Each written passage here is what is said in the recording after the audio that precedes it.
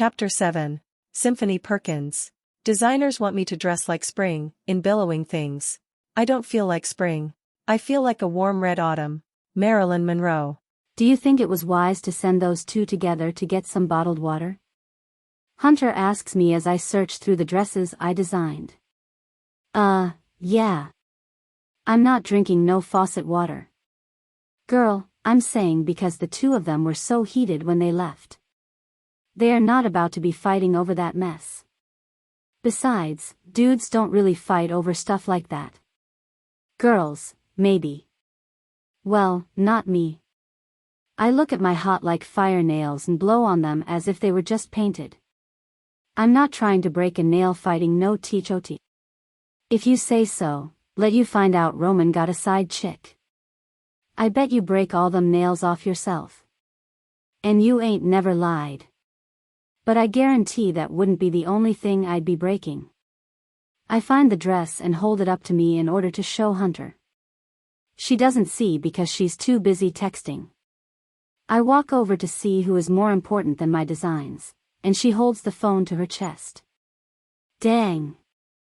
Let me see.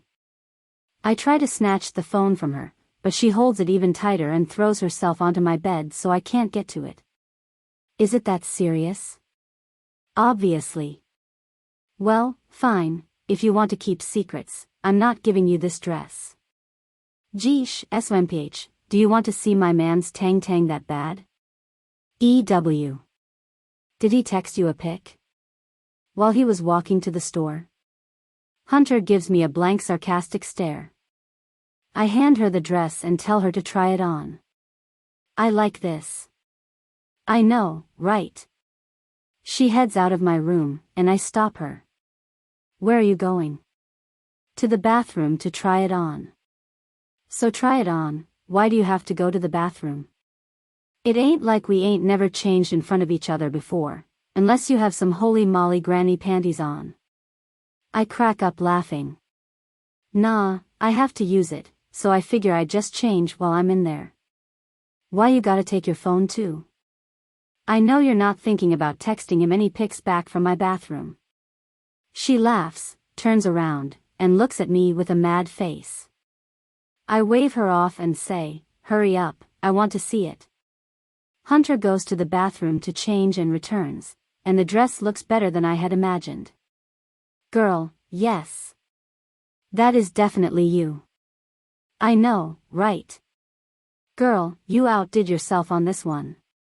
That shade is perfect with your skin tone. I grab my cell and start snapping photos. My hair is not done for all that. Please, Hunter. I am not interested in your face. I am getting the dress and the dress only.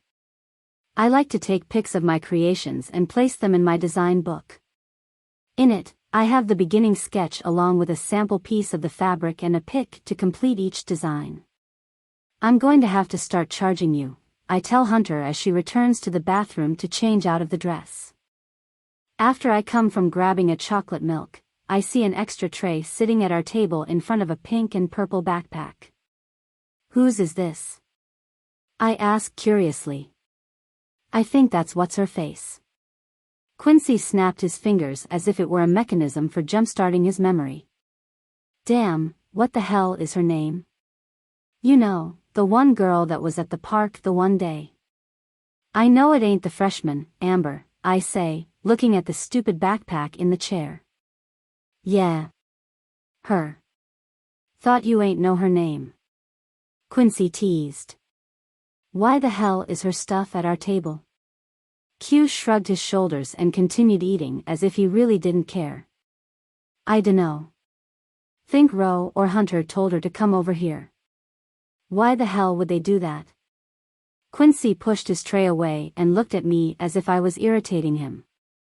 I said, I don't freaking know.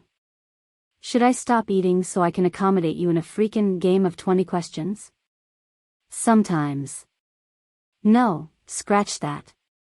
At all times. I can't stand Quincy's dumb ass. I don't know whose bed you climbed out of the wrong side, but you might need to go back and try it again. Don't take it out on me because you're unsatisfied. I climbed out of yours. Nigga, you wish. The one thing I hated about Roman was that he always had to play the Good Samaritan. Well, I guess that's where he and I were different. The more I stared at her tray, the more it pissed me off. I know this chick ain't trying to get in where she wished she fit in. I slam my bag on the middle of the table, sit my food and myself down, and slide my bag across the table, sending Amber's food crashing to the floor. Oops. I said, looking at her fries, burger, and salad commingling on the floor. Now that was just dumb, stupid, and selfish. Q said as he eyeballed the mess on the floor. I know you did that shit on purpose too. Great. Usually, no matter how much Quincy got on my nerves, he always appreciated one of my good jokes or devious plans. I guess Roman must be rubbing off on him. Don't tell me you are getting soft on me, Q. He'll know. I'm just saying, you could have given a nigga a heads up. I could have grabbed those damn fries. As we sat there laughing at the mess on the floor, I see Roman and Amber walking toward us with food trays in their hands and Hunter walking towards us empty-handed, coming from the restroom. At this moment, I'm puzzled, like a mug. Q. Are you sure that was Amber's tray? It was sitting right there in front of her bag. He assured me. That nigga bet not have played me. What the heck? Hunter yells, referring to what appears to be her food on the floor. At this point, I was speechless. Technically, I would tell my girl the truth right here and now and possibly buy her another lunch. But hell, I can't look like an ass in front of that nobody-ass chick. And I damn sure can't afford any more points adding up on Roman's bad side. But then again, forget them both because somebody invited that thought over here. So regardless of whose food it was. It's gone now. I didn't know it was your food. I said to Hunter, who was looking at me as if she wanted to kill me.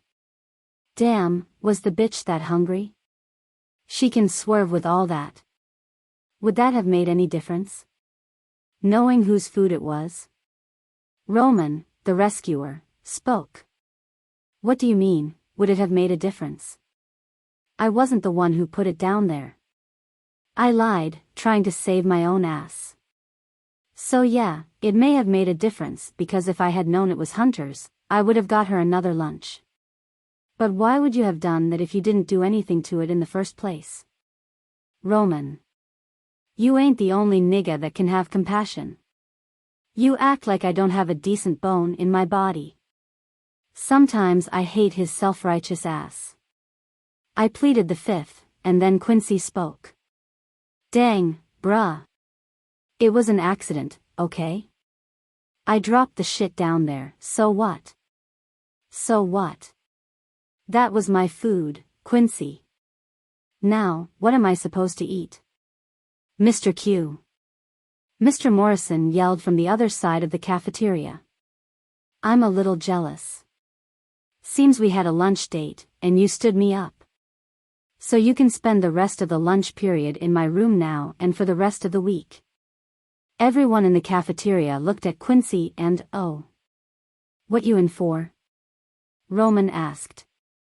Man, he caught me flicking his class the other day. This some bullshit. Well, at least he didn't suspend you. Better for me if he did. He looked at Amber.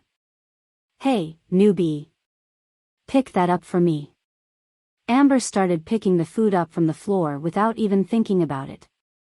You ain't gotta do that, Roman said as he moved Amber out of the way and cleaned it himself. My stomach turned, and suddenly I didn't have an appetite for my untouched food anymore. I slide my tray towards Hunter, bon appetite, and leave. It pisses me off how I have always been there for Roman at his every beck and call, and he gone play me like that. He can do whatever the hell he wants to and with whoever he wants to do it with. I knew it was something I didn't like about that girl. She always is staring at Roman or me. For a minute, I thought that maybe she was a lesbian, but when I saw how she had to act all shy around Roman. Thoshiana, please. I am far from stupid or naive, and his dumb ass is just falling into the trap. As far as the pimple-faced chick is concerned, she just made my shit list. Chapter 8. Throughout life people will make you mad, disrespect you and treat you bad. Let God deal with the things they do, 'cause hate in your heart will consume you too. Will Smith. This stupid day is finally over. Took long enough. Symphony was glad to head down the hall to her locker for the last time today. Symphony. Roman yells her name from a distance. She acted as if she didn't hear him and kept walking toward her locker. She'd be damned if she was about to carry any books home today. Symphony refused to walk around with a backpack like most of the lames, looking like grade schoolers. The amount of homework these dumb teachers gave her was entirely too much. It had to be against the law. What are they doing in these teachers' meetings? They need to discuss who is giving homework on what day and how much. Then again, maybe they do. I bet you they all have it in for me, Symphony thought. She neatly aligned all her books in her locker according to her classes so that she could grab them within the 5 minutes they gave them to get to the next class. She slams her locker shut and rolls the combination a few times. Don't ask why, it's just a habit she had. Oh, so you ain't hear me call you, huh? Roman was standing there waiting. Not giving a damn, she didn't lie but kept it short. I heard you. So why the heck didn't you stop, turn around, or acknowledge your ears were working then? What, Roman? She was still agitated, and it showed, but knowing Roman, he didn't care. He had the nerve to invite that chick over to her table again. He knew that was her table and had been since they first started Westbrook. But the worst part is that he knew how she felt but acted as if he didn't care. What is your problem? I know you ain't that mad about the girl? Nah. I ain't mad about the girl, Roman. Symphony said sarcastically. You know I don't like her, and yet, and still, you seem to keep inviting her to my table. So, you getting all out you'll hook up for what? It doesn't bother you to see someone constantly sitting by themselves? You, of all people, should know what it feels like to be alone, Symphony. Symphony cocks her head and looks at Roman sideways. She felt like he was hitting her below the belt, and she had no idea why. You know what? Symphony stops herself in mid-sentence and lets it go. So, what up with you? What are you trying to get into? He flashes his pearly whites at her. Want to hang out? I don't know. I got a lot of homework. She knew what kind of hanging out Roman wanted to do. She wanted to tell him to find that Amber chick and find out what she was doing. But she fought against it. Jealousy never really looked good on anybody. Nah, really? Roman responded sarcastically. We pretty much got the same classes, so we might as well do it together. He places a strong emphasis on the two words do it. Besides, I know you ain't about to carry no books home, so you might as well use mine. He said exactly what she wanted him to say. Roman was far from being stupid or lazy. He knew how to get down with the books and always put his schooling first. Symphony knew he'd be making it easier for her, and she wouldn't have to use up all her brain cells to get all that homework done. Besides, why think if someone would do it for you? Symphony loved looking at Roman and admired his sense of taste, but she wouldn't let him know all that. If you want a man, you have to play hard to get. But sometimes, it was hard trying to play hard, Symphony thought. Roman had that good hair that was naturally curly, but he kept it shaved close to his head. You could tell he had nice hair because it lay down so smooth and thick that his waves could make a person seasick. He always dressed in the latest fashions and kept his kicks fresh and free from dirt or creases. The only thing Symphony thought was lame about Roman was that he carried an all-black backpack. At least it was Nike and not one of those $5 or $9.99 Walmart rollbacks. Plus, he wore his hanging off one shoulder, so she thought that was cool. Here, put my folder in your bag. Symphony figured, why not be totally hands-free? She removed her win-win pink lipstick from her bag and refreshed her lips. She was interrupted just as she was applying a thin layer of lip shine. Hi, Symphony. An all-too-eager freshman runs up to her. She couldn't help but shake her head. It's me, Amber? We sat together at lunch. Please don't remind me. She whispers to herself. What the hell is up with your hair? You need to kill that backpack, for real though, seriously. The freshman looked as though Symphony hurt her feelings. Symphony didn't give a damn, it wasn't like nobody gave a damn about her feelings.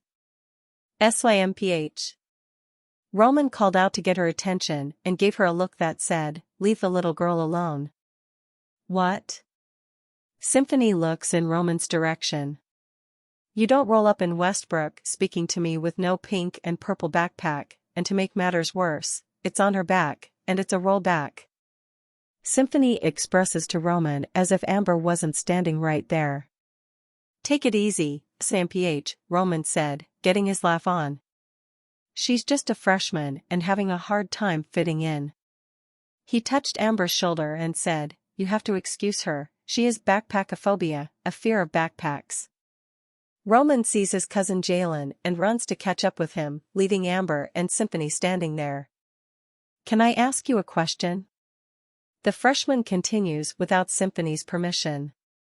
Why do you hate me when you don't even know me?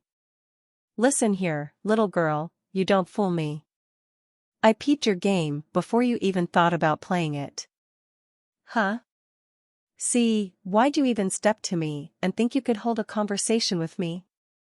Everybody up in here, Symphony twirls her index finger in circles. Want Roman.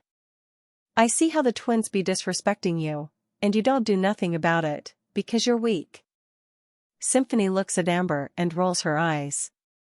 This little chick didn't have a clue who Symphony was or what she was capable of, but Symphony had a feeling she was definitely going to try her. All Hunter wanted to do when she got home was to sleep. In American government, Mr. Morrison was so boring she couldn't help but catch some ZS in his class. Hunter thought she was safe sitting in the back. She propped her head in her left hand and kept her pen in the other hand on her notebook as if she were taking notes. Suddenly her eyes closed.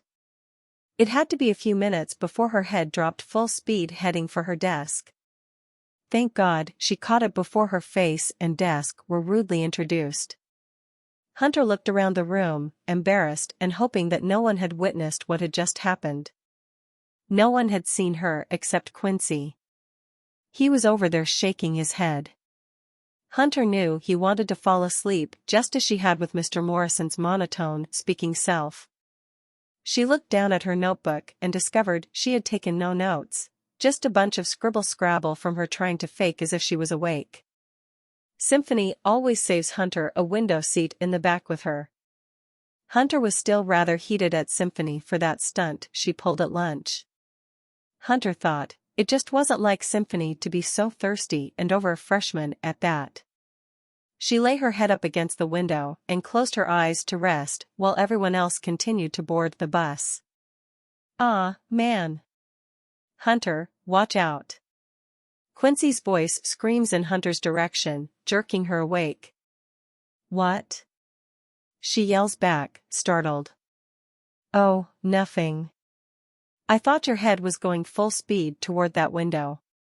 Hunter glares at Quincy. Shut up.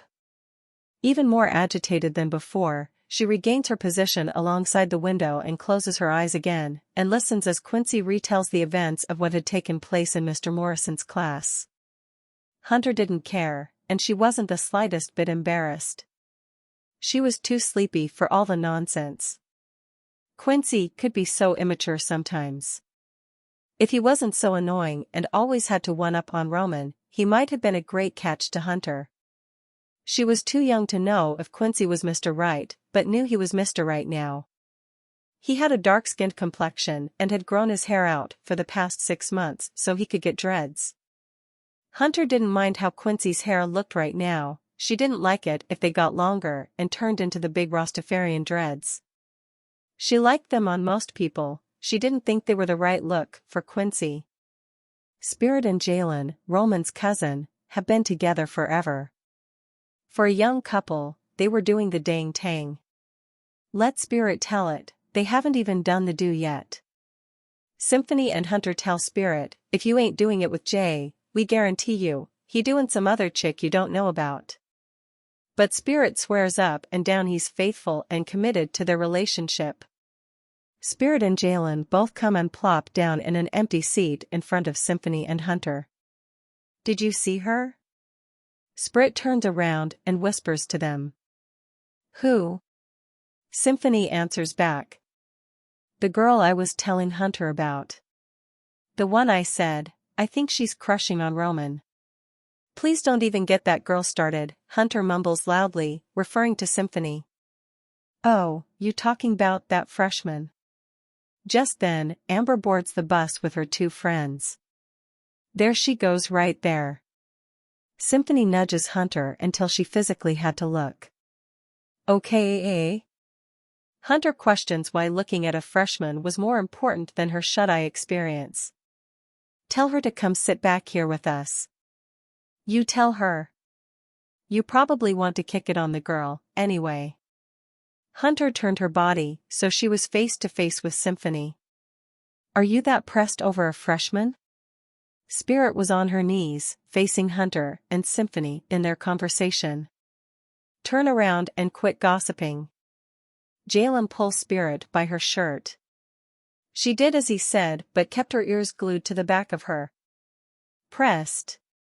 Symphony repeats 3 more times as if she couldn't believe Hunter had even thought about letting those words pass through her lips. When the hell have you ever seen me or known me to be pressed about anything or anybody? She cocks her head to the side and waits for Hunter to answer. Hunter kept silent, trying to diffuse an already heated situation. Oh, okay. I'ma remember that. Symphony hissed, looked at Hunter, and squinted her eyes as if they were about to secrete venom. Hunter knew Symphony was not the kind of person she wanted to have on her bad side. It wasn't as if she was scared of her, Hunter was just not in the market for making enemies. Besides, Symphony and her had been friends for too long, and she knew too many of Hunter's secrets. She wouldn't want Symphony to run her mouth, so Hunter motions for Amber to come to the back. She was sure Symphony would have a field day with the girl, but it was out of her hands. Roman knew he was the smoothest brother at Westbrook High. Every girl wanted to get with him, and every guy wished they were him. Everyone knew Roman, or rather, what they thought they knew or what he wanted them to know. Even though he stayed mingling with the squad, they never knew what he was really feeling or what he was dealing with on the inside. Everyone knew his mother had left him with his grandmother without leaving a note, saying goodbye, or telling them where she was going. But they didn't know how bad the incident had hurt Roman. Sure, he made everyone believe he didn't give a damn and that it didn't bother him, but deep down inside, it cut deeper than a machete slicing across his throat. Symphony thought she was slick, always having to have her little minion crew, her flunkies that always did everything she said, Roman thought as he watched Symphony and her friends call Amber to the back. Roman knew Symphony tried to control him, but he was way too slick for that. He wasn't about to have a chick running him. That's why Symphony was always salty. Roman could not be controlled by the hands, thoughts, or words of another. Sometimes, Roman just liked to piss Symphony off, just because he could. He got amused seeing her come out of her hookup because she always tried to be so cool, as if she was untouchable. Like now, the only reason why she told Hunter to call Amber to the back was to mess with her, but Roman had another trick up his sleeves to mess with Symphony and get inside of her head. As Amber approached the back, Roman stood up and said, "Sup. What's your name again?" Amber. Roman could tell she was shy and as inexperienced as they came. He peeped her out real quick. Virgin. Definitely a virgin. Had to be. She was too scared to even look him in the face. She was cute, though, Roman thought. Would be even more attractive if she had a shred of confidence. It was probably all those bumps on her face. Move, Roman, and let her by. Symphony yells with extreme positivity in her voice. Symphony knew Roman, and he knew her. That's why he ignored her and kept on with his plan. He moves to the side and, in an usher-like manner, offers Amber the window seat where he is sitting. Oh. So that's the game you trying to play? Symphony says as she sits with her girls, becoming loud and obnoxious. I see somebody wants to get fucked up. Roman could tell Amber was becoming uncomfortable, so he tried to make small talk to ease her nerves. So, what do you think about Westbrook High? I like it. Damn, that was it? He was waiting on her to say something more or try her best to make the answer a little longer than that. Roman licks his lips and readjusts himself, sitting closer to Amber. He could feel her shaking. He laughs a bit and touches her arm, but she snatches away from him with the quickness. Now, Roman was sitting there baffled. No chick has ever not wanted him to touch her. He continues the conversation and lets her know it didn't faze him. What do you like about it so far? I dunno. It was literally like pulling teeth to get her to talk to him. As he's trying to talk to Amber, Symphony gets louder and louder. I should go over there and snatch the rest of her hair off her bald-ass head. Amber felt self-conscious by Symphony's threat because she sank down into the seat and fidgeted with her hair. That's one thing Roman hated about Symphony, she always had to be this big tormentor for no reason. Calm down. You lookin' real thirsty right now. You must be ready to start breaking those nails off. Hunter says to Symphony. Nah, fuck that. You wouldn't be saying that shit if Q's ass was doing that mess, now would you? You got a lot of nerves calling somebody thirsty. Were you thirsty last year when Q broke your heart so bad ya ass had to leave town for the rest of the school year? SYMPH. Roman looks over and yells at her. You need to calm all that down. All that ain't even called for. Nah, what you doing ain't even called for. She yells back. Amber gets up, but Roman holds her arm for her to sit back down. What are you doing? I'm just going to sit back in the front. It's too much drama back here for me. I got yo drama Thosiana. Symphony yells, overhearing Amber's comment. Don't get too happy sittin' where the hell you sittin'. He only got you sitting there because he knows it will piss me off. Symphony looks at Roman and winks her eye. He loves the makeup sex, which he won't be getting when we get off this bus. Like I said, Roman knows how to push her buttons, and she knows how to push his. A car pulls up alongside the bus, with bass bumping. Roman is grooving to the beat until he sees who's driving.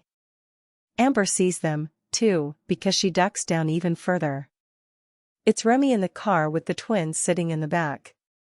Remy sees Roman, taps his watchless wrist, and points his index and thumb at Roman as if pointing and shooting a gun.